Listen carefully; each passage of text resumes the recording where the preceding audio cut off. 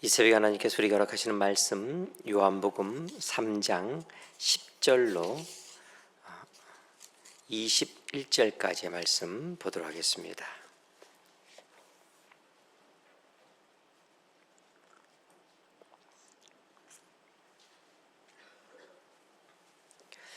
요한복음 3장 10절로 21절 말씀 한 절씩 교독합니다. 예수께서 그에게 대답하여 이르시되 너는 이스라엘의 선생으로서 이러한 것들을 알지 못하느냐?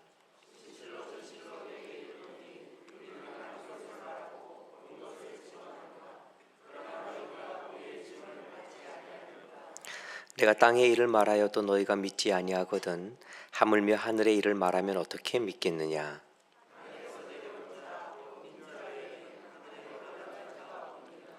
모세가 광야에서 뱀을 든 것 같이 인자도 들려야 하리니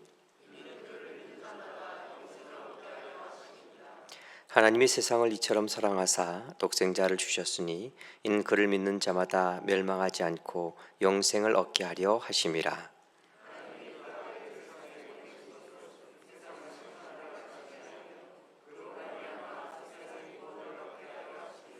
그를 믿는 자는 심판을 받지 아니하는 것이요 믿지 아니하는 자는 하나님의 독생자의 이름을 믿지 아니하므로 벌써 심판을 받은 것이니라.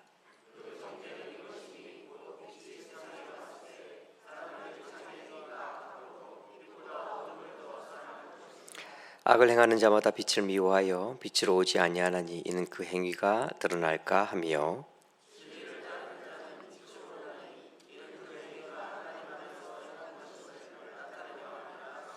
아멘, 아멘. 오늘도 말씀 가운데 허락하시는 하나님의 은혜가 저와 여러분에게 풍성하시기를 주님의 이름으로 축원합니다. 여러분 행복하십시오. 성령 충만하십시오. 2025년 하나님과 동행하면서 날마다 그 은혜를 맛보아 아는 또 증거하는 복된 삶을 살아가는 저와 여러분 될 수 있기를 주님의 이름으로 간절히 축원합니다. 성경 전체 66권의 축약판이라 할 수 있고 요약이라 할 수 있고 가장 핵심 구절이라 할 수 있는 3장 16절 말씀, 이 말씀이 나올 수 있도록 만들었던 니고데모가 예수님을 찾아와서 대화하는 내용이 이 요한복음 3장에 나와 있습니다. 굉장히 중요한 내용이고 또 굉장히 심오한 내용이라서 설교를 잘 해야 되는데 어제 아침에 제가 좀 당황해갖고 좀 말씀을 좀 헤맨 경향이 있는 것 같다라는 생각을 계속했었어요. 어저께 두 가지 때문에 당황했는데, 첫째는 이렇게 안수기도를 하다 보면은 이제 그 사람의 숫자에 좀 이렇게 좀 민감하게 됩니다. 그런데 이제 저희 목회자들이 저한테 뭐라고 얘기했냐면은 화요일 날 안수가 제일 많으실 것이고 수요일 날 조금 적어질 것이고 목요일 날은 확 줄 거니까 좀 편안하실 겁니다 라고 얘기하고, 그리고 올라와서 앉았는데 나와서 특송하시는 걸 보면서 제가 굉장히 좀 당황스러웠어요. 어제 오신 분들이 안 오신 분들이 대부분인데 앞으로는 제가 그 신년 축복 새벽 기도회 하면서 안수를 설교 시간에 오늘 안수는 몇 지역을 하게 이렇게 발표하겠다고 얘기를 해야 될 것 같아요. 그래서 와 있을 때 그때 받도록, 언제만 와서 받으라 그러니까 그날만 딱 오는데 아무튼 그냥 좀 당황스러웠어요. 분명히 목회자들이 목요일 날은 좀 가볍게, 날씨가 너무 춥고 또 아기들도 있고 하는 젊은 속들이라서 적을 겁니다 했는데 상당히 많이 나오셔서 기쁘면서도 또 한편으로는 걱정되는, 당황스러운, 여러분 그런 기분을 좀 아실지 모르겠어요. 화요일부터 특송화로 나오시는 분들 보면서 기쁘면서도 좀 이렇게 한편으로는 그러면서도 이제 희망을 갖죠. 내일은 조금 적을 거야. 수요일 날은 또 뭐 많으시더라고요. 근데 이제 화요일 날은 이게 기도를 받으실 때 가정별로 많이 받으셨는데 수요일 날은 혼자 받으시는 분이 꽤 많아서 사실은 수요일 날도 만만치 않았는데 어저께 보니까 어제도 만만치 않은 거예요. 그래서 좀 사실 좀 당황하면서 살짝 기분 좋은 당황함이 있었는데, 그런 기분 좋은 당황함 가지고 이제 설교하러 올라오려고 하다가 상당히 당황함을 제가 겪었습니다. 왜냐하면 특송 끝나고 올려오려고 하는데 간주가 나오고 그다음 이제 3절을 하길래 후렴 부분하고 끝나겠거니 하고 올라오는데 4절을 또 하는 거예요. 전 여태까지 특송을 하면서 간주를 4절을 할 거면 보통 3절까지 하고 간주하거든요. 근데 2절 끝나고 간주하고 3절 4절 하는 걸 보면서 제가 너무 당황해갖고 이거 다시 내려가야 되나 서 있어야 되나 순간 수많은 생각을 머릿속에 하고 섰다가 설교를 시작하니까 그 다음부터 이게 막 머릿속이 너무 복잡하고 아까 전 내려갔어야 되는데 내가 서 있었나 뭐 이런 생각부터 시작해가지고 막 여러 가지 생각이 많으니까 제가 굉장히 중요한 말씀인데 어저께 그 말씀을 이제 풀어가면서 좀 헤맨 것 같다라는 생각을 갖습니다. 그래서 오늘은 사실은 거의 끝날 때쯤 올라왔어요. 또 다른 당황함을 느끼지 않으려고. 제가 무슨 생각을 많이 했냐면 신앙생활 하면서 아무것도 당연하다고 생각하지 말고 신앙생활 해야겠다. 내 판단, 내 생각, 내가 뭐 이러면 이게 맞겠지라고 생각하는 것들로 쉽게 함부로 판단하지 말아야겠다. 무엇이든지 정확하게 보고 확인하고 그렇게 믿음의 길을 걸어가겠구나라는 걸 어제 아침에 제가 좀 깨달았습니다.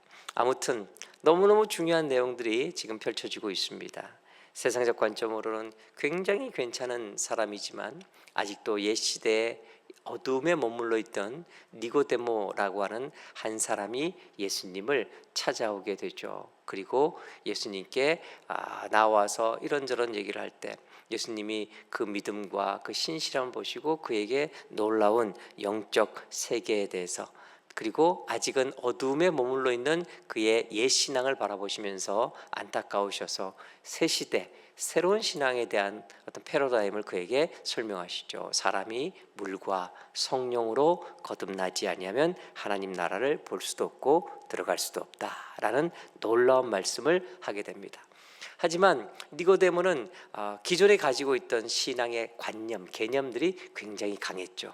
제가 어저께 당황했던 이유가 제가 가지고 있는 선입견이 있었으니까 당연히 이럴 거야 라고 하고 나아갔다가 당혹스러움에 있었는데, 그것보다 훨씬 더 큰 당혹스러움이 이 니고데모에게 밀려 들어오면서 그가 주님께 이야기하게 되는 거죠. 어떻게 그런 일이 가능하냐, 어찌 그런 일이 있을 수 있겠느냐, 당황하고 놀라는 그런 니고데모에게 예수님께서는 영적 거듭남이라고 하는 것을 육체의 출생 과정에 비유하시고 또 성령을 바람에 비유해서 설명해 주시면서 새 시대가 열리고 예수 그리스도를 통한 새로운 구원의 역사가 이렇게 펼쳐진다라는 것을 설명해 주십니다. 하지만 니고데모는 이 거듭남의 의미를 제대로 받아들이지 못하고 그리고 이해하지 못해서 계속해서 의문을 갖게 되고 계속해서 당혹스러움을 갖게 된 거죠. 그러자 예수님께서는 니고데모가 전혀 이해하지 못하자 그가 잘 알고 있는 거 하나를 꺼내서 설명을 해줘요. 이 사람은 바리새인이죠. 바리새인은 율법에 또 구약의 말씀에 정통한 사람입니다. 그래서 예수님께서 구약에 있었던 아주 유명한 사건 하나를 이제 예로 그에게 들어주시는 거죠. 민수기 21장에 나오는 말씀을 인용하셔서 14절 15절에 이렇게 설명을 하십니다. 모세가 광야에서 뱀을 든 것 같이 인자도 들려야 하리니 이는 그를 믿는 자마다 영생을 얻게 하려 하심이니라. 우리도 잘 알고 있는 민수기 21장 말씀은 이스라엘 백성들이 이제 광야길을 걸어가면서 하나님께서 먹을 것이 없는 그들에게 만나를 허락하셔서 그들을 먹이시고 또 입히시고 채우시면서 이끌어 오셨는데, 만나를 계속 먹다가 만나가 질렸다고 아우성치기 시작했습니다. 설상가상으로 물도 떨어지니까 이제 저들이 모세를 원망하고 나아가서 하나님을 원망하는 일까지 벌어지게 되죠. 이스라엘의 그 어떤 그 은혜를 모르는 태도, 이스라엘의 이 어떤 교만한 태도, 불순한 태도에 아주 하나님께서 화가 나셔서 그들을 징벌하시는데 이스라엘 장막에 불뱀을 보내시죠. 그래서 그 불뱀에 물린 사람들이 고통당하다가 죽게 되는 하나님의 심판의 역사가 펼쳐지면서 아주 그 이스라엘 진영이 아수라장이 됩니다. 그러자 백성들이 모세를 향해서 도움을 청하게 되고 살려달라고 하고, 그래서 모세가 백성들을 위해서 기도하면서 용서해달라고 했을 때, 그때 하나님께서 그들을 구원해 내시는 방법으로 무엇을 모세에게 명령하셨느냐? 여러분이 잘 아시는 것처럼 놋뱀을 만들어 장대 위에 달고 높이 들어라, 이렇게 말씀을 하시죠. 그리고 누구든지, 즉 어떤 조건이 없이 그 놋뱀을 바라보는 사람은 목숨을 건지게 될 것이다 라고 말씀하셨고, 또 말씀대로 놋뱀을 바라본 사람들은 살아났지만 그거 본다고 뭐 되겠니? 라고 해서 안 쳐다본 사람들은 그냥 죽게 되는 그런 일이 있었다라고 성경은 이야기하는 거죠. 즉 하나님의 말씀, 하나님의 약속, 그것을 믿고 바라보는 자는 구원을 얻게 된다. 특별히 장대에 놋뱀을 달아서 높이 들렸을 때 그것이 구원의 통로가 된 것처럼 예수 그리스도께서 십자가에 달려 돌아가심이 그것을 믿고 바라보며 받아들이는 인생 가운데 구원의 역사가 있게 될 것이다 라는 것을 설명하면서, 구약에 있는 모든 것들이 결국은 예수 그리스도 장차 오실 메시아에 대한 어떤 모형에 불과하다라는 사실을 알려주시면서, 모세 때 높이 달렸던 놋뱀과 같이 예수님도 백성들이 다 볼 수 있도록 이제 높이 달리실 것이다 라는 것을, 이제 십자가의 어떤 그런 놀라운 은혜를 그에게 미리 풀어주고 계시는 것을 보게 됩니다. 그러면서 그 모든 것의 핵심, 그 모든 것의 어떤 기본적인 바탕에 깔려 있는 것은 바로 이것이다 라고 하면서 요한복음 3장 16절 말씀을 그에게 주셨던 거죠. 그에게 주셨던 요한복음 3장 16절 말씀은 그에게만 주신 것이 아니라 오가는 모든 세대들, 지금 이 새벽에 하나님 앞에 나와 예배하는 우리 모두에게 주시는 하나님의 귀한 메시지인 줄 믿습니다. 우리가 잘 아는 말씀이지만 요한복음 3장 16절 말씀 우리 한 목소리로 같이 읽도록 하겠습니다. 같이 읽습니다. 시작.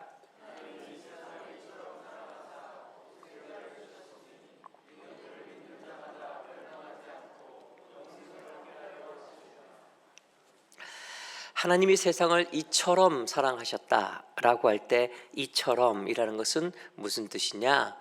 앞에 있는 그 설명을 이야기하는 거죠. 놋뱀이 장대에 매달린 것처럼 예수님이 그렇게 매달려서 우리를 구원하게 하신다라는 그 사실을 가리키는 겁니다. 하나님의 성품에는 공의와 사랑이 있습니다. 죄를 지으면 벌을 받아야 하는 공의로움이 하나님께 성품이시고, 그럼에도 불구하고 우리를 끝까지 사랑하시는 하나님의 사랑하심이 같이 들어 있다는 거죠. 하나님은 공의와 이 사랑, 이 두 가지를 다 놓지 않으시는 분이시다라는 걸 우리가 잘 압니다. 그러니까 죄를 지으면 누구나 벌을 받아야 되지만, 그러나 죄의 삭은 사망이니까, 그래서 사람이 죄와 사망의 권세 아래에 있을 수밖에 없지만, 그러나 하나님은 이 땅에 있는 사람들 우리 모두를 사랑하시는 그 사랑 또한 포기하지 못하시기 때문에 결국은 사람들 구원해 내시기를 원하시는, 이 사망과 죄의 권세 가운데 있는 인간들을 구하기를 원하셔서 결국 하나님께서 택하신 방법은 바로 그 외아들 예수 그리스도를 십자가에 매달리게 하심으로 그 두 가지를 다 완성시키셨다는 거죠. 우리의 모든 죄를 담당하셔서 십자가를 지심으로, 즉 예수 그리스도의 그 생명으로 우리의 생명을 대신하게 하셔서 공의를 이루시고, 또 우리가 죽어야 하는데 예수 그리스도의 피를 통해 우리를 구원하게 하심으로 그 사랑을 완성시킨 것이 바로 십자가의 은혜고 구원의 역사다라고 이야기하고 계시는 겁니다. 예수님께서 우리의 죄를 대신 짊어지시고 십자가에 높이 달리시는 것은 결국은 하나님의 공의와 사랑 때문에 생겨난 일이다라고 이야기하고, 그래서 우리가 그 예수 그리스도를 바라보고 구세주로 고백하고 우리가 믿음으로 받아들일 때 우리는 구원받을 수 있게 되는 것이고, 그 구원이라는 것이 결국 예수 그리스도 동안 새로운 생명이 우리에게 오는 것이기 때문에 우리가 거듭나게 되는 것이다 라는 것을 니고데모에게 예수님께서 설명하고 계시는 거죠. 그러니까 이걸 다시 정리하면 이렇게 되는 겁니다. 우리가 십자가 지신 예수 그리스도를 바라보고 믿는 순간 우리에게는 하나님의 그 은혜로 구원함이, 즉 거듭남이 생겨나는 것이고, 그 구원받는다, 거듭난다는 것은 다른 말로 하면 예수 그리스도께서 허락하신 새로운 생명이 우리에게 임하게 된다라는 것을 의미하는 것인데, 이 모든 일들이 이렇게 되는 것은 바로 우리를 사랑하시는 하나님의 사랑하심 때문에 이루어지는 구원의 역사다라고 그렇게 설명하고 있다라는 거죠. 따라서 믿음이라는 것은 뭘 안다, 모른다, 맞다, 틀리다를 따지는 그런 지식적인 것이나 관념적인 것이 아니라, 믿음은 인격적이고 관계적인 것이고, 바로 그 인격적 관계에서 체험되어지는 사랑이 그 바탕에 있는 것이다 라고 이야기하고 있다는 겁니다. 즉 뭘 깨달아서 뭘 알게 돼서 구원받는 게 아니라 하나님의 사랑 때문에, 예수 그리스도의 십자가 사랑, 자신을 내어주신, 나를 살리신 그 사랑 때문에, 그 사랑을 받음으로 우리는 새로운 생명으로 거듭나게 된다라는 거예요. 이 말은 뒤집으면 이렇게 설명할 수 있을 겁니다. 여러분, 사람이 물과 성령으로 거듭날 때, 즉 구원받고 하나님의 자녀가 되고 정말 이 땅 가운데 살지만 하늘의 백성이 되는 놀라운 은혜를 체험하고 난 다음에 그 다음 가장 먼저 깨닫게 되는 게 뭐냐면, 심오한 하늘의 진리나 율법에 깊이 있는 말씀이나 혹은 어떤 놀라운 어떤 영적 사실을 깨닫게 되는 것이 아니라, 그 무엇보다도 구원받으면, 물과 성령으로 거듭나게 되면은, 그러면은 제일 먼저 깨닫게 되는 것은 하나님의 사랑하심을 깨닫게 된다는 거예요. 하나님이 나를 사랑하시는구나. 어떤 논리로 이렇게 되는지 모르겠고, 뭐 어떤 심오한 진리가 있는지 모르겠고, 잘 모르지만 구원받게 되고 내가 물과 성령을 거듭하게 되면은, 하나님 앞에서 정말 진정으로 성령 체험하신 사람들, 정말 성령으로 거듭난 사람들은 공통적으로 뭘 깨닫게 되냐면, 하나님이 나를 사랑하시는구나 라는 걸 깨닫게 된다는 거예요. 나의 형편이나 상황이나 나의 어떤 외적 조건과 상관없이 하나님이 나를 정말 사랑하시는구나, 하나님 나 같은 것을 사랑하시는구나, 이걸 깨닫게 된다는 거예요. 그래서 그 사랑 체험한 사람은요, 감격하게 될 수밖에 없고, 감사할 수밖에 없고, 기쁠 수밖에 없다라는 거죠. 행복할 수밖에 없다라는 거예요. 아니, 나 같은 것을 하나님이 사랑하신다니, 나같이 이렇게 부족한, 연약하고 죄 많은 인생을 하나님이 정말 값없이, 아무 조건 없이 너무나 사랑하셔서 그 외아들까지 내어줄 정도로, 예수 그리스도께서는 그 생명까지도 내어주실 정도로 나를 사랑하시는구나 라는 그 사랑 앞에 감격할 수밖에 없고, 행복할 수밖에 없고, 그 사랑을 깨닫게 되면요, 그 사랑을 전하지 않고는 견딜 수 없어서 증거하고 나누는 삶을 살아갈 수밖에 없다라는 거예요. 그리고 그 사랑 체험하게 되면은요, 어떤 현상을 갖게 되냐면, 그 사랑을 더 간구하게 된다라는 거예요. 그 사랑하심이 너무 좋으니까, 그 사랑하심이 너무 행복하니까, 세상의 다른 그 어떤 것보다 하나님, 나는 그 사랑 날마다 체험하며 그 사랑 안에 머무르며 주의 큰 사랑을 더 갈구하고 사모합니다. 주 앞에 간구할 수밖에 없다는 거죠. 그리고 그 사랑을 갈구하는 사람은요, 그래서 더 주님만을 바라보게 된다는 거예요. 여러분, 이게 신앙생활이에요. 신앙생활은 다른 게 아닙니다. 신앙생활이라는 것이 성경의 지식이 많아지고, 무슨 어떤 영적인 어떤 특별한 어떤 진리 가운데 뭔가 심오한 지식을 더 많이 갖고 뭔가를 알고 깨닫고, 그래서 옳으냐 그르냐 이걸 판단하는 것이 아니라, 신앙은 생명을 덧입는 것이고, 그 생명은 바로 하나님의 사랑하심 때문에 나에게 오는 것이다 라는 것을 깨닫게 되면서, 사랑 안에 머물러 있으려고 몸부림치고, 그 사랑을 더 받으려고 주를 더 사모하게 되고, 그 사랑이 너무 좋아서 그 사랑을 증거하는 삶을 살아가는 거, 이게 바로 신앙생활의 전부라는 거예요. 전 여러분이 하나님의 사랑을 깨닫고 그 사랑 안에 머물러 있는 복된 인생 될 수 있기를 주님의 이름을 간절히 축원합니다. 이게 왜 이렇게 중요하느냐, 여러분, 우리가 자식을 기르다 보면 참 가지각색인데, 징벌을 하면은 그 징벌 때문에 삐뚤어지면서 부모의 마음을 아프게 하는 자식이 있는가 하면, 맞으면 맞을수록 더 부모의 품에 뛰어드는 자식도 있다는 것을 우리가 알게 됩니다. 하나님이 세상을 이처럼 사랑하사를 제대로 깨달은 성도는요, 설령 잘못해서 하나님께 매맞는 일이 있다 할지라도 하나님 품속으로 파고드는 자식들과 같다라는 거예요. 왜? 평소에 그 사랑을 확신하고 있기 때문에 그렇다라는 거예요.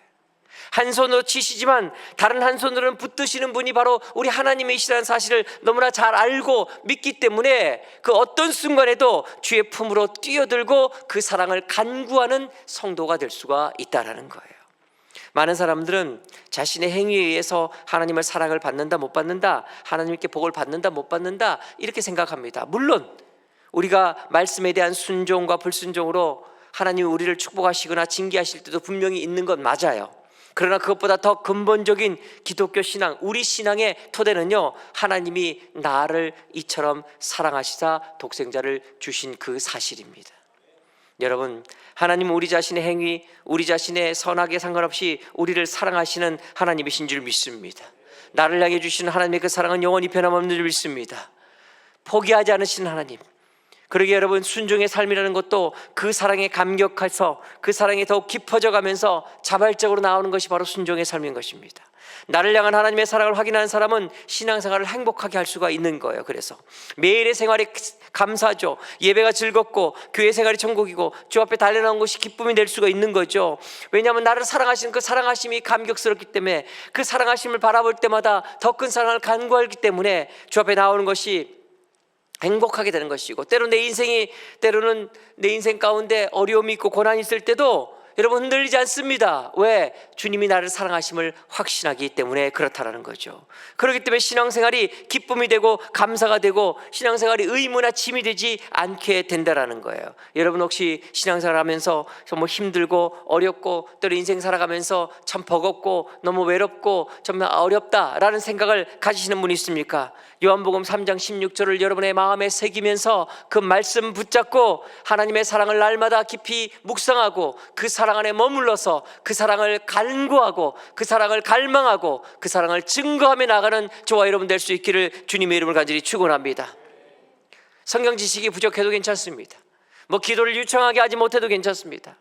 하나님의 뜻을 깊이 있게 우리가 깨닫고 헤아리며 나아가지 못해도 괜찮습니다. 오직 한 가지, 하나님이 나를 이처럼 사랑하신다는 그 사랑이 지금 나를 살리셨다는, 그래서 그 사랑 때문에 내 안에 새로운 생명이 있다는 이 사실만 붙잡고 나아간다면 여러분, 우리는 승리할 것이고 우리는 하나님의 기쁨으로 이 땅을 살게 될 줄 믿습니다.